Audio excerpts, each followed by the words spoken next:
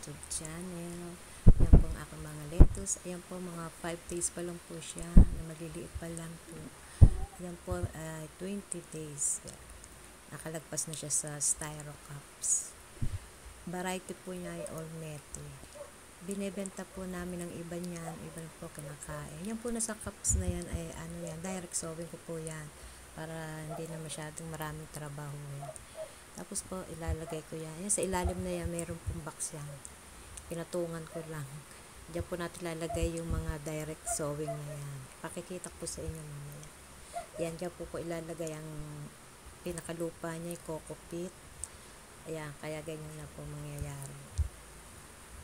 Coco pit po siya nayari sa gawa sa nyug.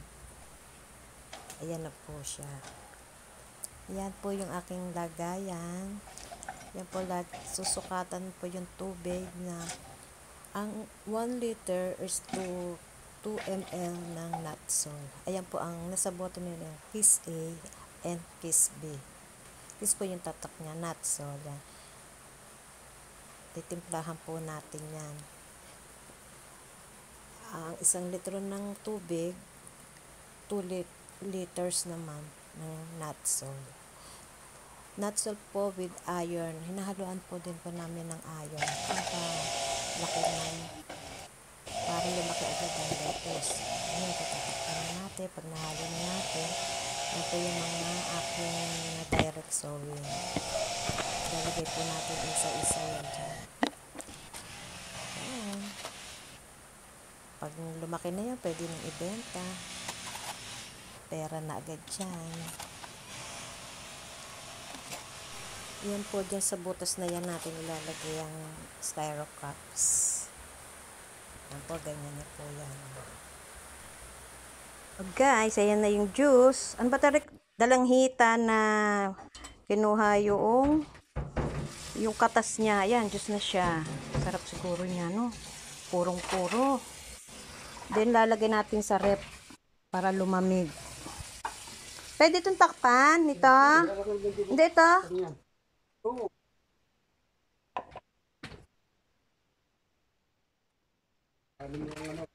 Bago lagay natin sa rep. Yung rep na walang laman. Ay! Hindi pwede. Maraming yelo. Saan sa loob? Lagyan na lang natin ng buong yelo mamaya. Ano, gusto nyo talagang pandesal? Nasabay kayo sa merienda ko. Oh, nako. Alam nila pag magme-merienda na ako sa hapon, naka-pesto na yung mga yan dyan. Nakain ng pandesal yan, oh. Ito napakahinhin. Ayaw agad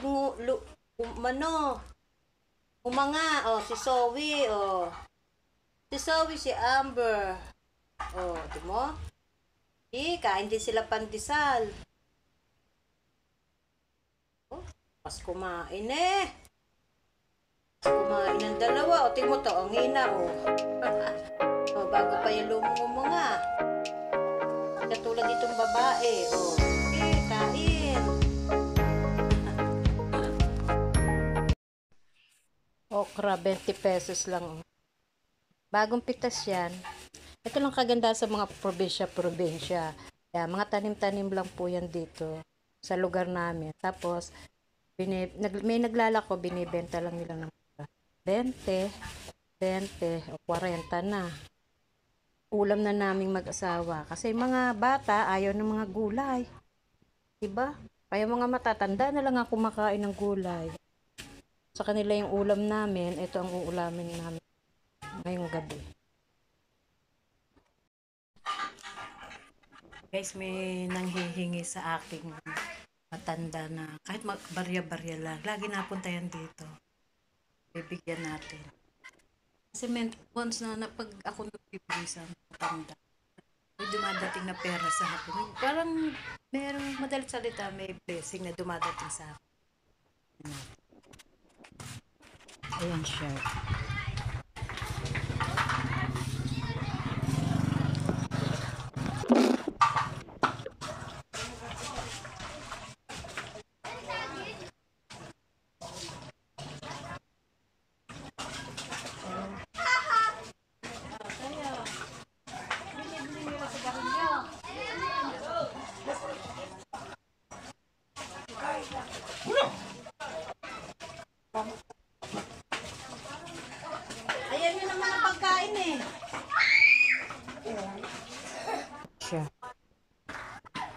ayaw niyang tumanggap ng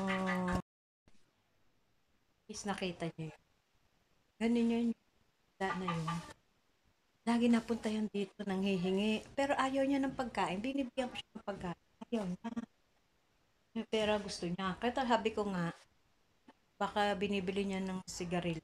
Pinundaw, pagkain, pambili. Una sabi niya nung nakakaraan sa akin, bigas. May mga anak naman siya. Pero kulang pa yung ginagawa niya. Kapag nakikita ko na yan, alam ko na nanghihingi yan. Bibigyan akong pagkain. Ayaw sa umaga, pandisan, nagkakape ka. Ayaw na. Gusto niya. Ko lang kung anong ginagawa sa pera. Pero malit na halaga lang naman yung guys. Malit. Yan naman ako guys. Nakakain kami ng tanghalian. Linis-linis uli ng bahay. Walis-walis. Gaya ng katulog sinabi ko kanina. Tapos nag-ano ako. Nagdilig ako ng ano ba yun? Pampabulaklak sa halaman. Ano bang pangalan nung ano yun? Para bumulaklak siya. Magpunga. Pwede sa mga tas. Ang ganda ng mga vlog. Okay guys, dyan muna kayo. See you on my next vlog. Don't forget to subscribe and hit the notification bell para marami kayo sa aking mga bye-bye. Ito sa pata. Ito na everyday.